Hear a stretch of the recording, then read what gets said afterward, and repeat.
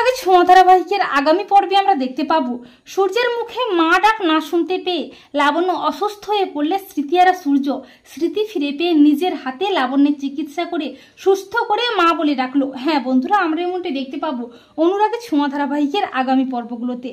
লাবণ্য সূর্যের মুখোমুখি হলেও সূর্য লাবণ্যকে কোনো মতেই চিনতে পারে না। সূর্য লাবণ্যকে কোনো মতেই নিজের কাছে আসতে দেয় না, এমনকি সূর্য লাবণ্যকে মা বলেও ডাকে না। তখন লাবণ্যের খুব কষ্ট হয়।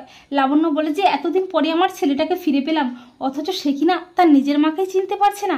এই বলে লাবণ্য কান্নায় ভেঙে পড়ে। তখন দীপা লাবণ্যকে সান্ত্বনা দিয়ে বলে যে মা, আপনাকে আমি কথা দিচ্ছি আপনার ছেলেকে সুস্থ করে আপনার কোলে আমি ফিরিয়ে দেবই। কিন্তু লাবণ্য কোনো মতেই নিজেকে সামলাতে পারে না। লাবণ্য কাঁদতে কাঁদতে হঠাৎই ভীষণ অসুস্থ হয়ে পড়ে, জ্ঞান হারিয়ে ফেলে সেই মানসিক স্বাস্থ্যকেন্দ্রের মধ্যেই। তখন সবাই লাবণ্যকে নিয়ে ব্যস্ত হয়ে পড়ে, আর লাবণ্যকে অসুস্থ অবস্থায় দেখে সূর্যের মনে হতে থাকে লাবণ্যের কথা, কিন্তু সবটাই অস্পষ্ট। সূর্যের খুব কষ্ট হয়। একটা সময় সূর্যের সব কিছু মনে আসে। সূর্য চিৎকার করে বলে, মা মা তোমার কিচ্ছু হবে না, এই দেখো তোমার ছেলে তোমার কাছে এসে গেছে। এই বলে সূর্য নিজের হাতে মায়ের চিকিৎসা করে সুস্থ করে লাবণ্যকে মা বলে ডাকে। আর লাবণ্য সূর্যকে জড়িয়ে ধরে ব্যাকুল হয়ে কাঁদতে থাকে আর বলে, বাবা সূর্য, তুই আমাকে চিনতে পেরেছিস? সূর্য বলে, হ্যাঁ মা, আমার সব মনে পড়েছে। তো বন্ধুরা, তোমরা এটাই চাও তো যে স্মৃতিহারা সূর্য যেন স্মৃতি ফিরে পেয়ে নিজের হাতে লাবণ্যকে সুস্থ করে মা বলে ডাকে? কমেন্ট করে জানিয়ে দাও তোমাদের মতামতটি।